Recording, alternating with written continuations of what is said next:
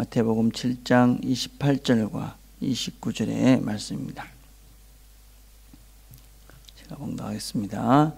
예수께서 이 말씀을 마치심에 무리들이 그의 가르치심에 놀라니 이는 가르치시는 것이 권위 있는 자와 같고 그들의 서기관과 같지 아니함이로라. 아멘. 오늘 읽은 말씀은 이제 산상수훈의 마지막 부분에 있는 말씀입니다. 산상수훈을 쭉 들었던 사람들이 예수의 말씀을 듣고 그 말씀에 대한 반응이다 라고 할 수 있습니다. 예수님께서 가르치신 이 가르침은 권위가 있고 서기관과 같지 않았다. 그동안 저희들을 이스라엘 사람들에게 성경을 가르쳤던 그 서기관들과는 같지 않았다 하는 것이 이 말씀을 들었던 이 사람들의 그런 고백이었습니다. 우리는 이 산상수훈이 예수를 믿지 않는 많은 사람들로부터도 특별하다 그런 이야기들을 참으로 많이 들었습니다. 그래서 간디 같은 사람도 이 내용을 통해서 많은 것들을 배웠고 인도를 새롭게 하기도 했습니다. 특별히 스탠리 존스라는 분의 그 전기를 보면 이분은 인도에서 사역을 오랫동안 하신 분인데 회개도 중에도 이 산상수훈을 읽으면서 나는 이 산상수훈을 읽으면서 눈물을 흘리지 않을 수 없었다 할 정도로 이 산상수훈의 가르침은 어떤 것보다 도덕적이고 윤리적이고 그리고 참 특별한 내용들을 담고 있다라고 할 수 있습니다. 그런데 우리가 한번 생각해 볼 것은 산상수훈 즉 예수님의 가르침이 그렇게 도덕적이고 윤리적인 그것을 가르치기 위한 그런 윤리적인 그런 도덕적인 그런 어떤 세상의 그런 법들을 가르치는 것인가?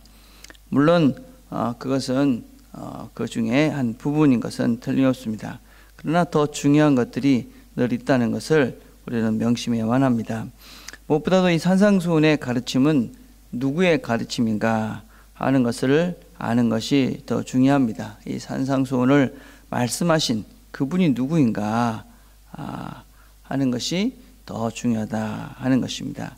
이 가르침은 권위가 있는데 다른 사람들의 가르침과는 수준이 다른 그런 권위를 가지고 있다. 질이 다른 그런 권위를 가지고 있다라는 것을 이 사람들이 깨달았듯이 우리도 이 가르침은 다른 선생님들, 다른 일반 윤리학자들, 다른 종교 지도자들이 하는 그런 가르침과는 권위가 다른 종류의 그런 말씀이다라는 것을 우리가 기억해야만 합니다. 예수님은 우리에게 많은 말씀을 가르쳤습니다. 그러나 그분의 가르침은 다른 사람들의 가르침과는 질이 다릅니다. 권세가 있는 것이지요. 어떻게 똑같이 성경을 가르치는 것 같은데 예수님의 가르침과 다른 사람들의 가르침은 다릅니까? 그 차이는 분명합니다. 모든 다른 사람들, 서기관, 선지자, 지금의 어떤 목회자 이런 사람들은 자기 자신의 권위로 가르치는 것이 아니라 부여받은 권위로 가르칩니다. 예수님 외의 모든 사람들은 이 말씀을 가르친다는 것은 자신의 말이 아닌 하나님께서 우리에게 주어진 그 말씀을 가르칠 뿐입니다. 부여받은 권위로 말씀을 가르치는 것이지 자신의 권위로 말씀을 가르칠 수는 없다는 것입니다. 그래서 바울은 편지를 쓰면서 이 서신서를 쓰면서 항상 이렇게 말합니다. 예수 그리스도의 종 아니면 예수 그리스도의 사도 그런 입장에서 나는 예수 그리스도의 종으로 사도로서 이 일을 한다 이렇게 이야기하지 내가 이 말을 쓴다 그렇게 하지는 않는 것이지요. 그가 말씀을 전하고 말씀을 가르치는 모든 권위는 자신의 권위가 아닌 그리스도께부터 부여받은 종으로 그리스도의 심부름꾼으로 그를 감당한다 하는 것이지요. 지금도 설교자들의 기본적인 자세는 그런 것입니다. 이 가르침은 내가 가르치는 것이 아니라 이것은 하나님께서 나에게 주신 하나님께서 이 말씀을 바르게 해석해서 가르치라는 그 권위, 부여받은 권위로 이 말씀을 가르치는 것이지요. 그래서 우리는 이 말씀의 권위의 근본이 되신 예수님, 그분이 이 말씀을 가르치니까 사실은 우리는 주님께서 가르치신 그 내용을 잘 이해하고 그 내용을 잘 가르치는 것이, 그리고 또 우리 모두는 그것을 잘 이해하는 것이 우리의 자세이고 우리가 해야 될 일이지만, 주님께서는 그 입에 나오는 그 말씀이, 당신의 말씀이 진리이고 당신의 말씀이 우리를 생명으로 인도하는 것이고, 그것 자체가 바로 하나님의 말씀이 되기에 그 권위는 근본적으로 다를 수밖에 없다 하는 것입니다. 그래서 우리는 늘 이 말씀 자체가, 말씀을 들을 자세가 이건 하나님의 말씀이다 라는 것을 우리가 명심하고 들을 필요가 있다 하는 것입니다. 또 그의 가르침은 특별합니다. 많은 윤리학자들이 이 산상수훈의 내용을 과대망상증 환자의 가르침이다 이럴 정도로 이것은 아주 특별합니다. 일반적인 그런 윤리적인 상식적인 가르침이 아닙니다. 어떻게 자신의 뺨을 때리는 자에게 다른 뺨을 갖다 댈 수가 있겠습니까?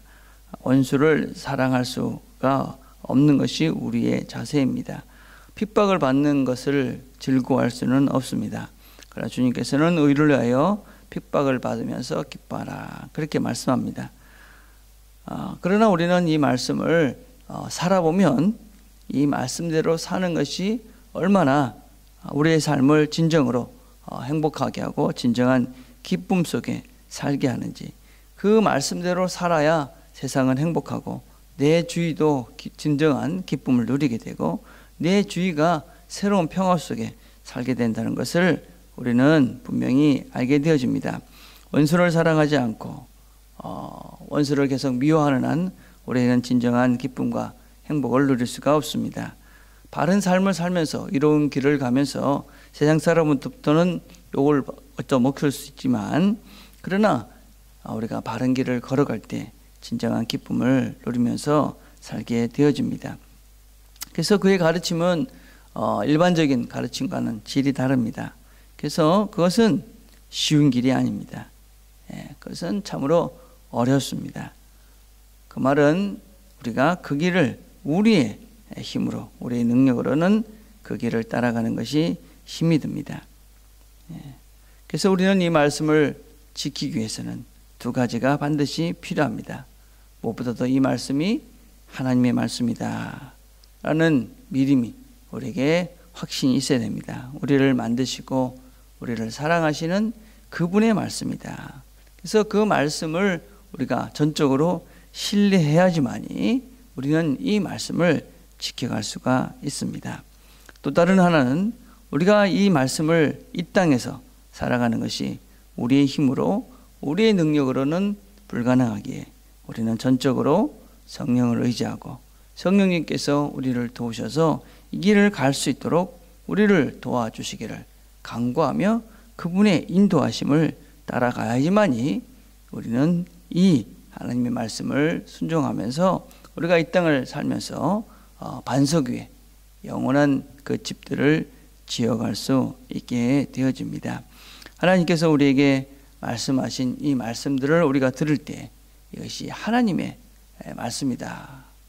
전능하신 하나님, 우리를 가장 사랑하시는 그 하나님의 말씀이다 라는 것을 우리가 명심해야만 합니다. 그리고 그것은 우리의 힘으로 지킬 수 없기에 전적으로 성령의 도우심을 간구하면서 성령께서 우리를 인도해 주시기를 우리가 구하며 이 말씀 속에 살려고 우리의 마음을 정할 때 하나님께서 우리를 도우셔서 우리가 이 말씀대로 살아감으로 이 땅 속에서 하나님의 나라를 누리고 하나님의 영생을 누릴 수 있는, 그리고 반석 위에 우리의 집을 지어가는 우리가 다 될 수 있을 것입니다. 오늘도 말씀하면서 말씀을 듣고 또 기도하는 가운데 성령의 도우심으로 하나님 말씀을 이루어갈 수 있는 저와 여러분이 되기를 간절히 바라겠습니다. 기도하겠습니다.